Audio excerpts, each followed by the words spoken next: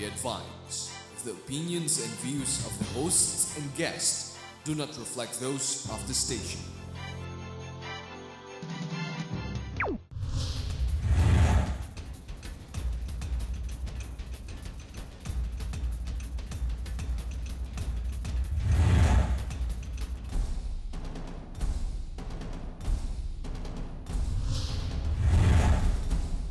People of this country, hindi makikita yung pinanggalingan natin. Basta ito, susundo ka ng doktor, habulin ka ng aso, lahat ng tinanas ka. Hindi nire-release naman ng pork barrel kasi useless naman. Yung patay, papabigyan ko ng 5,000 from my...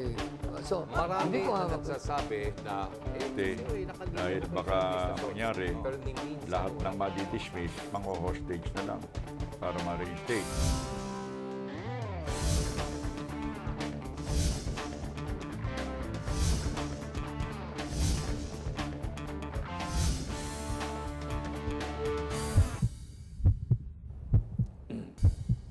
Magandang gabi po sa inyong lahat. Welcome to our show, Heartbeat Live. I'm your host, Ray Orosa. We'll be together po sa susunod na halos isang oras at pag-uusapan po natin ang mga bagay na mahalaga para sa ating bansa. And tonight, we will have some special guests for you that will enlighten us on an aspect of our national life that is extremely important, lalo na po ngayon. Kanya lang bago po ako magpatuloy, I want to just remind you that you can text us and let us know your thoughts and your comments about what's going on. At meron tayong maliit na contest dito. We try to choose the 2 most interesting texts that come in. At pinadadala namin ng kalaki-laking premyo. Papadala kami po ng e-load na 100 piso sa bawat isa. So sa linggo pong ito, because last week po, nadumog kami ng katakot-takot na text. Ang pinili po namin dito na dalawa na tingin namin ay maganda sinasabi nanggaling sa 0906-542-4117 from Alvin Pasion of Guagua, Pampanga. Tanong ko lang po kung bakit palaging ginagawang kasangkapan ang GMA Maralitang Pilipino kapag may gustong gawin sa isang tao. Sa totoo lang, walang alam ang mga mahihirap sa pinaggagawa nila. Alam po ninyo, yan ay parte ng kagustuhan ng sino mang politiko na akala niya siya'y sinusuportahan ng madla. So katakot-takot na manipulasyon po ng kung anong iniisip at kung paano dapat mag-isip ang madla. Kanya itong programang ito nandito, alam mo layunin namin, gusto naming matuto ang madla na medyo magsiyasat, mag-isip ng mabuti at malaman ang both sides of the issue so you can come to an informed decision. Hindi naman po lahat ng babasahin nyo sa dyaryo ay tama. Karamihan yan, press release lang yan, masquerading as news. The manipulation going on in this country is really something to behold. So, yan po, yun, gamitan ng gamitan. Siyempre, yung mga nasa ibabaw, ang gumagamit ng nandun sa akala nilang nasa sa ilalim. Kanya, maski na sa botohan, pati yun, ginagamit, binibili, bakit? At minsan, pinapatnubayan during the term of a public official, bakit? Boto yan Ayan. And the second one that won this week po, 0915. 515-5432. Nako, galing na naman sa Pampanga. Si Renan of Pampanga, magandang hapon. Sabi niya, is the Philippines going to a state of anarchy kung patuloy ang pag-disregard ng rule of law? Ano po ang long-term effect sa society natin if we continue to allow this one-gang rule? Alright, let us focus our thoughts on the whole issue of the rule of law. The rule of law is the respect of rights and the provisions of law, whether you are innocent or thought to be guilty. It is part of our basic human rights to provide a certain method of carrying out justice according to the provisions of law. There are certain rights of defendants, there are certain rights of those who are accused, and as well as the ones who are litigating, kung paano nilang lilitisin ang kaso in accordance with good judicial practice. Now, pagka wala na pong rule of law sa isang lipunan, you only have anarchy. And you will have, ang ibig sabihin nun, a rule o nagiging parang one-man rule. And that is always a danger. Sapagkat sa ating saligang batas, hindi ba yun ang nilagay? 3 branches of government, they are supposed to be co-equal. But of course, that is more observed in the breach. Yung ating ehekutibo, ang ating legislative at ang ating judiciary. And therefore, those who practice and who have power, ang pinakamaganda pong pananaw sa exercise ng power is that you must exercise your power with great wisdom and with great care. Hindi komot ikaw ay may kapangyarihan, ibubuldos mo lahat o sisirain mo lahat ng nasa harap mo kasi gusto mo yung kagustuhan mo lang ang umiral. This is where wise leadership, mature leadership, will show that the greater interest of the nation is being served in the restrained use of power. Hindi komot malakas ka, ay susuntukan mo lahat ng tao. Wala pong bisa yun. There's no wisdom in that. You know, sabi nga nila, the people that are truly powerful seldom have to show signs of that great power.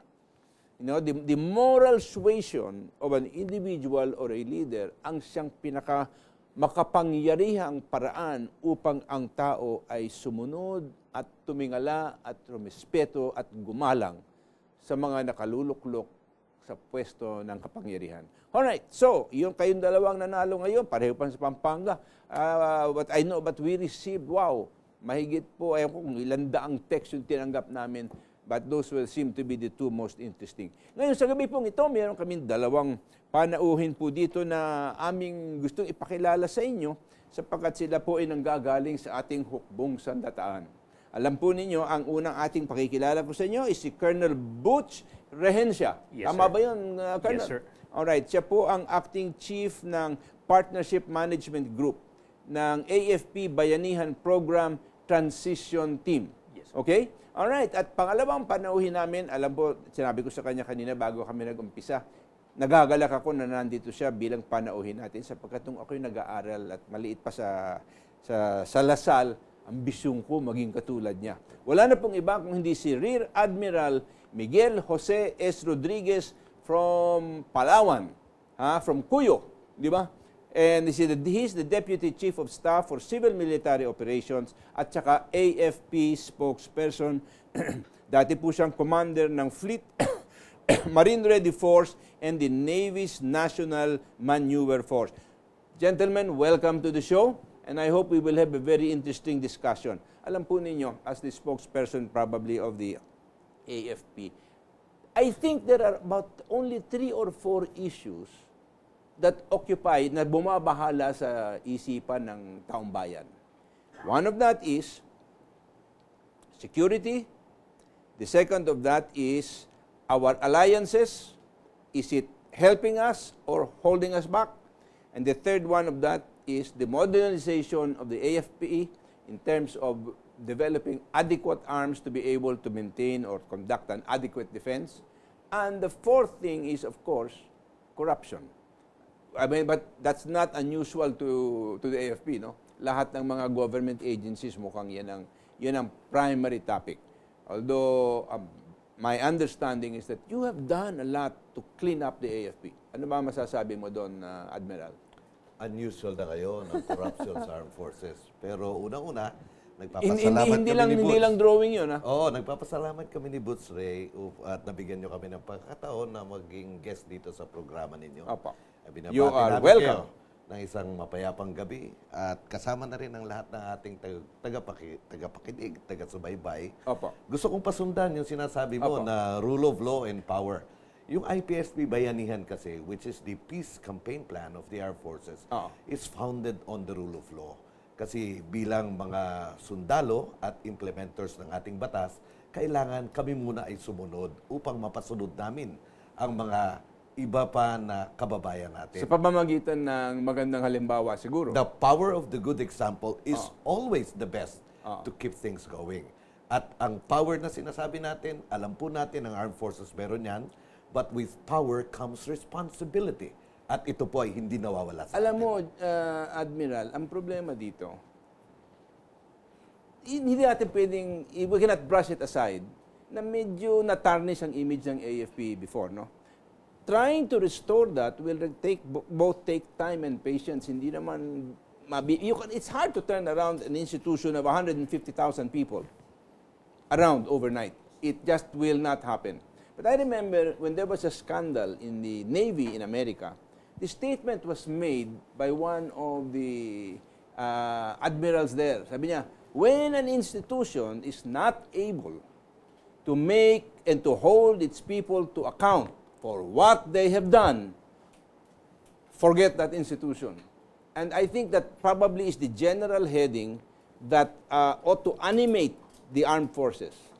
How do you hold people to account for what they have done? How much autonomy ang binibigay mo sa field for them to make decisions? You remember, itong malaking sanhi dati doon sa mga transfer. Nakatakot-takot na kapangyarihan na wala namang control.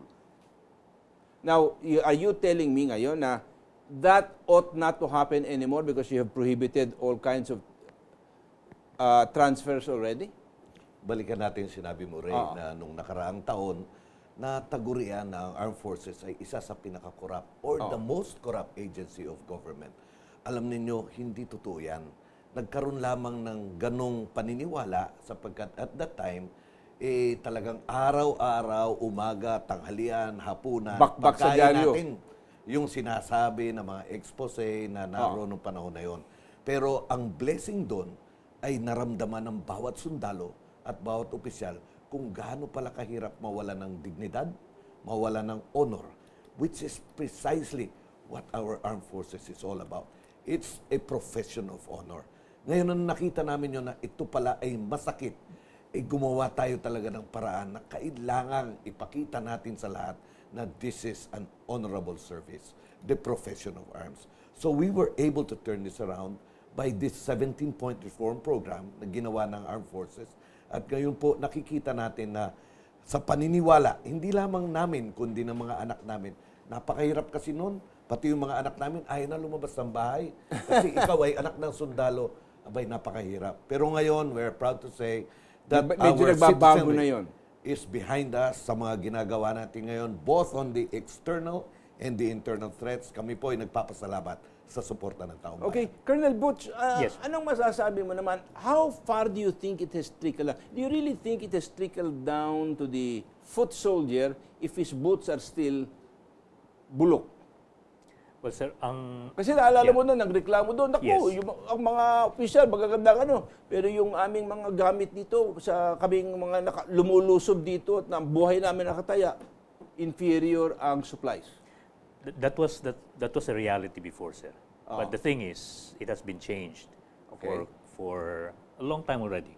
In fact, pagkagaling ko sa field, nakita ko yung changes talaga. The support of the higher headquarters, nakikita ng tao natin. And yung mga sinasabing demoralization or yung mga sinasabing may mga reklamo sila sa mga equipments, these are things of the past. Practically. And we know for a fact now that our foot soldiers has sufficient enough resources and support that they could kaya na nilang magampanan ang kanilang... Yes. Right. Admiral, let me ask you a very pointed question. Do you really think that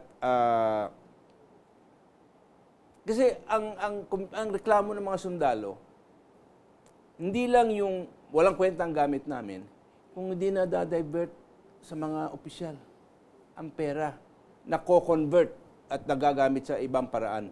Do you think that there is a place in your whole system for an oversight committee on expenses?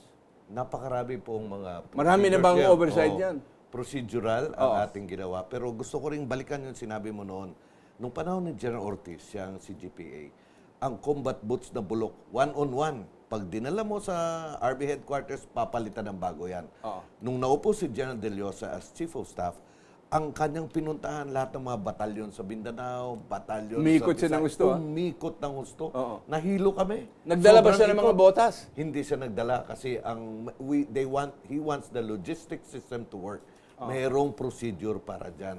Kasi noong unang panahon, ang Chief of Staff dala niya lahat. Hindi ganon. Ngayon, ang Siya Chief lang of ang Staff pinagagalingan ng biyaya. exerts good leadership by example and by principle. Pero he wants the entire armed forces machinery to work. Kaya yung logistics, siyang magbibigay ng combat boots. Hindi ba inabolish na yung LOGCOM, no? Wala na yung Logcom. Matagal nang wala yung Logcom. Oo. Pero ngayon, That was part of the reform. That was very deliberate on the part of the AFP, I guess. many years ago. Opo. At sa totoo lang, nasunog yung building ng Oo Logcom. nga, nasunog. Oo, pero ngayon, ang mga major services, may sarili silang mga supply systems. In fact, mayroong mga on-time deliveries ngayon that do not require stockpiling of goods. So, diretso, when needed, dumarating ang mga supplies. Let me ask you a question, and that has to do with your own. You're the spokesperson for the AFP. When there is a problem that comes up, is the attitude of the AFP, that's our problem, we will keep it to ourselves? Or are they a little bit more transparent, a little bit more open today to be able to say, okay, we'll deal with it, but here are the facts? Alam mo, yung transparency galing kay Secretary Volz Gasmin yan. Pati yung procurement, nasa website, pati lahat ng ginagawa, maraming open to. Buksan mo, yung aming campaign plan, yung IPSP ngayon, nasa website din yan. Sinasabi natin kung anong gusto natin. Focus military operations, nandyan lahat. Kasama ang taong bayan. But there are also some things that cannot just be opened up. Ayan yung mga secret May mga naman. security implications yan. Oh yes, diba? definitely. Katulad sinabi mo kanina, pinag-uusapan yung itinanggal sa mga barko na dumarating sa atin. Pero hindi pinag-uusapan kung anong nilalagay. Ayun. Hindi naman pwede nating pag-usapan yan dito. Alright, ito na, pumapasok na nga mga text natin. 0919-237-2352. Good PM, sirs. What is the status of CMO at this point in time? Ang civil military operations has gained a bigger level. Dati ito ay support to military operations. Ngayon, it has become the forerunner of what we're doing. Kasi nakita natin na ang combat operations is not the answer to peace in the country. For the past 40 years, yung ating mga kalaban, nakapwa rin natin Pilipino, naglalaban tayo, nagpapatayan tayo. Hindi ganon. Kasi pagka nakadali tayo ng isa doon sa kalaban, okay, meron tayong sinasabing body count. Pero, paano yung tatay niyan? Paano yung asawa niyan? Well, ngayon, it's development. In Vietnam, that was the downfall of the American military because they were so focused on body count. They were not focused on community relations, rebuilding, and giving them a decent life. No? Precisely. Pero I suppose that is the same that we we will encounter here. The basic difference has been, I think, no, na ang ating kailangan tingnan dito ngayon is ano ba ang gustong i-focus ng military? Under the Constitution, you are not supposed to be involved in internal security problems. Yet you are. That's your main goal for the next 4 years. To so handle the internal security problems of this nation so that there will be no need for soldiers in different communities. Now, sometimes, forgive me, I'm a little bit sometimes cynical, no? Na kung 40 taon, di natin nagawa, magagawa ba natin in 4 years? Dahil binago natin. Kasi dati winning the war tayo, ngayon winning the peace. Si Boots kasama dyan. Siyang isa sa mga nangunguna dyan because what we are working at is the development of the country on a whole-of-nation approach. Hindi lang po sa sundalo ang kasagutan yan.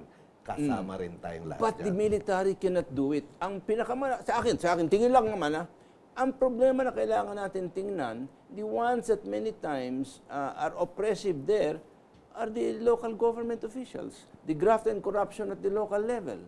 Doon nagkakaroon ng problema. I mean, there were times in the past, nakaraan, di ba, na ang mga sundalo ang inaakusahan ng walang ginawa kundi mangikil, kukuha ng manok, kukuha ng baboy, kukuha ng kalabaw, wala namang binabayad at ganito, naging mas masahol pa daw sa NPA. Maybe that's a thing of the past already. Nakalipas na yon, at least for the most part. Hindi ko naman kayo pwedeng gawing santong lahat diyan sa AFP, no? At tao pa rin tayo at nagkakamali pa rin, and there are still going to be mistakes in judgment done in the field. But for the most part, as you deal with the perspective and the moral problem, and that begins to permeate at lumaganap sa kabuuan ng ating hukbong sandataan, you can expect better performance. But are you not setting your sights too high because it's not only up to you? Ang ginagawa po natin ngayon, kasi noong nakaraan, state security. Ngayon, human security. Naka-center po tayo sa taong bayan. What will make the person secure? Ang taong bayan, si Juan de la Cruz. So, hindi na uso yung kukunin yung manok, wala na ang tao, ang sundalo pag lumakad, may baon yan. at sinishare na yan sa taong bayan. Pero ang focus po natin is not combat operations. Mas effective po ang ginagawa nila Boots Rehencia, yung dating NADESCOM na ngayon ginagawa ng mga area commands, taking part in the developmental process of the country. Okay. Maiba ko ng usapan ng konti, no? You are engaged in interoperability exercises sa Balikatan 12, di ba? Yes. All right. Ang tanong ko dito is a question that occurred to me as I was driving here, no? Iniisip ko, shouldn't we work first about the interoperability between the PNP and the AFP before? Kasi hindi naman pupunta yung mga sundalo dito unless nagkaroon tayo ng repeat ng World War II. But for internal security purposes, if you have a program, is it not more important to ensure the interoperability rather than the competition between PNP and AFP? That's true, sir. In fact, in 2006, we sat down with the PNP. And we came up with a Bible, quote unquote, both for PNP and AFP to synchronize our effort. Is it working? It is, sir. It is, especially in the field. And I have been privy to it because I've been looking to the field and on the top level. Nakikita mo on both sides? Yes, sir. Since Question. I was with, yes. Do you share intelligence with each other? Yeah. Kasi alam mo dyan, ang misa natural lang sa tao yon. Gusto ko yung kredito na mapunta sa akin. So, bakit kayo bibigay sa'yo? Tapos baka mamaya, kunin mo lang yung kredito sa akin. Tapos ibida mo ang sarili mo, nasa naman ako. Sometimes it's a very human thing, but it does happen. It does. Alam mo, Ray, never has there been a time before when the AFP and the PNP has come together as close as we are right now. Napakaganda ng leadership ni John Del Llosa at saka ni Director General Nick Bartolome. Pagkatapos ay na-institutionalize natin ang tinatawag na Joint Peace and Security Coordinating Center at all levels. Okay. Dito mula sa AFP, PNP, alam mo, once a month nagmi-meet kami. Si Executive Secretary Ochoa kasama namin. Kasi ito ay kumpas ni Pinoy. Sabi ng ating presidente, magsama-sama tayo, whole of nation approach. Hindi na uso yung kanya-kanya kingdom. Oo. Nakita natin kung gaano ka-effective ito. And we are very happy because the results are there. Alright, from 0917-605-5739, bakit mayroon pa rin natatabangan na mga sundalo sa ibang lugar? Baka naman nagre-relax sila sa biyahe o yung mga pinapadala hindi pa sanay sa combat. Maybe I guess they're referring to that time when in Mindanao na na-ambush yung mga Marines doon. A nice slaughter sila. And ako, I was so surprised at the statement of the MILF there. We had the opportunity, so we took it. Naalala mo, because that came out in the papers, di ba? Hindi ko naman gawa-gawaan yun, no? And I know that you guys conducted an investigation. Well, alam mong masasabi ko lang doon, tingin ko, there is no armed forces that has reached the state of perfection that will not make certain mistakes in the field, no? Because sometimes ang judging mo dyan. And if you don't have superior intelligence, you can set yourself up for a lot of problems. Di ba? No, but what I guess what you guys are telling me is your people now are much more cognizant, mas alam nila ngayon what's involved, kung anong kanilang layunin, and they are much better motivated. Now, is it still realistic for you to say that the internal security problems will be solved by 2016? Now, that may be a political objective of the administration, but whether it can be in fact accomplished remains to be seen. And I'm saying, if kung 40 taon na at ilang presidente na dumaan dyan, hindi natin nalutas, what gives us the confidence na kaya nating lutasin ngayon? Sabi ni President Pinoy, let's give peace a chance. So narito tayo sa winning the peace. At ang primacy of the peace process is something that is sacred not only to the entire nation, but to the armed forces. Kasi kapag walang peace, ang sundalo ang unang nahaharap sa bingid ng alanganin at bingid ng disgrasya. So we are supporting OPAP, we are supporting the President's call for peace. Marami po tayong negotiations that are going on now with the MILF, maraming negotiations with the CPP-NPA, and we want to be able to at least gain a good result in this.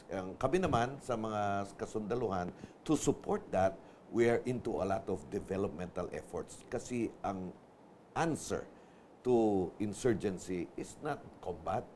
Yung ginagawa nila Boots, yung paggawa ng farm-to-market roads, paggawa ng Which is a eskwelahan. task of the national government, not the We AFP. are national government. I know, right? I realize that, Yes. but that is not your task. That's the task of the Department of Public Works and Highways and the National Irrigation Agency. Why should you spend your budget to do that? Because security and development goes hand I in hand. understand that, but there is a designated government Sir, agency. I just would like to make a little qualification on Oo. that, sir.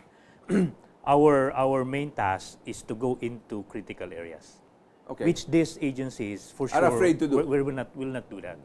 So Kung di ba, doon, we are an inaatake extension. ng mga NPA kung minsan Yes. yung mga mining camps at logging camps na sinusunog lahat ng equipment o kaya yung equipment ng DPWH, yung mga subcontractors Yes. nila dyan or contractors nila sa paggawa ng karsada, winawasak yung mga Yes, karsada at saka yung equipment. That we can do, sir. That's why we have been doing But that. do you provide the equipment and the means to build it or simply securing the area? No, we have the available equipment to do it, sir, and the available skilled personnel to do it. So we are the one going into this area, very specific to our mandate, to go into remote, depressed, and conflict areas. In other to do words, yung development. hindi lang kaya Yes. nung iba, Yes. ang ahensya ng Nung pamahalaan. isang araw, pinatawag kami ng Presidential Management Staff at tinanong kung ano nang status ng mga dating projects na inapprove ni Presidente. Itong mga proyekto ito na pinapagawa sa Armed Forces ay nasa conflict-affected areas. In other words, maski ipabidding ng DepEd, Walang papasok. walang pupunta. Kaya ang Armed Forces ang pumupunta doon. So, yan ang trabaho ng ating mga engineers. Alright, bago tayo magpatuloy, sinisignalan ako na konti lang daw paalala. Huwag po kayong mawawala, babalik kami at marami pa kami pag-uusapan ditong mahalaga. We'll be right back.